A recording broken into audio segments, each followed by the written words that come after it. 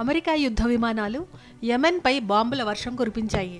దాదాపు 50 లక్ష్యాలను ధ్వంసం చేసినట్లు అల్ అరేబియా పత్రిక పేర్కొంది.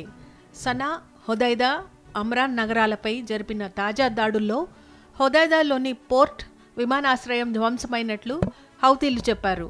మరోవైపు తమ దాడులు ఏమాత్రం ఆగవని అమెరికా సెంట్రల్ కమాండ్ ప్రకటించింది. కొన్ని రోజుల క్రితమే అమెరికా ఎర్ర సముద్రంలో నౌకాశ్రయంపై చేసిన దాడుల్లో 70 మంది చనిపోయారు. దాదాపు 171 మంది గాయపడ్డారు. ఇప్పటి వరకు జరిగిన దాడుల్లో ఇదే అత్యంత తీవ్రమైంది. ఈ దాడిపై ఐక్యరాజ్య సమితి ప్రధాన కార్యదర్శి ఆంటోనియో గుటెరస్ స్పందించారు.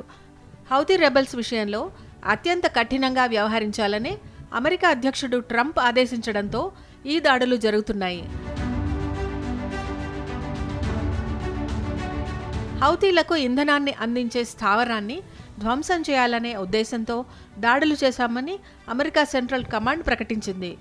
యెమెన్లోని ప్రజలకు ఎలాంటి హాని తలపెట్టలేదని, హౌతీల ఆదాయ వనరులను దెబ్బతీయాలనే దాడులు చేసినట్లు చెప్పింది. ఎర్ర సముద్రంలో వాణిజ్య యుద్ధ నౌకలపై హౌతీలు దాడులు ఆపాలనే లక్ష్యంతో అమెరికా సైనిక చర్యను మొదలుపెట్టింది. హౌతీలు ఇకపై దాడులు ఆపాలని, లేకుంటే నరకం చూపిస్తామని గతంలోనే ట్రంప్ వార్నింగ్ ఇచ్చారు. హౌతీలకు మద్దతు ఇవ్వొద్దని ఇరాన్కు సైతం ట్రంప్ హెచ్చరికలు జారీ చేశారు. హౌతీల చర్యలకు ఇరానే పూర్తి బాధ్యత వహించాల్సి ఉంటుందని స్పష్టం చేశారు. సముద్ర జలాల్లో అమెరికా వాణిజ్య నౌకాదళ నౌకలు స్వేచ్ఛగా వెళ్లకుండా ఏ ఉగ్రశక్తి ఆపలేదని తేల్చి చెప్పారు.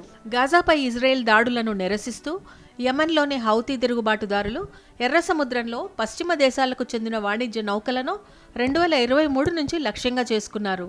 2023 నుంచి హౌతీలు అమెరికా యుద్ధ నౌకలే లక్ష్యంగా 174 సార్లు, వాణిజ్య నౌకలే లక్ష్యంగా 145 సార్లు దాడులు చేశారని పెంటగన్ అధికార ప్రతినిధి ఒకరు తెలిపారు.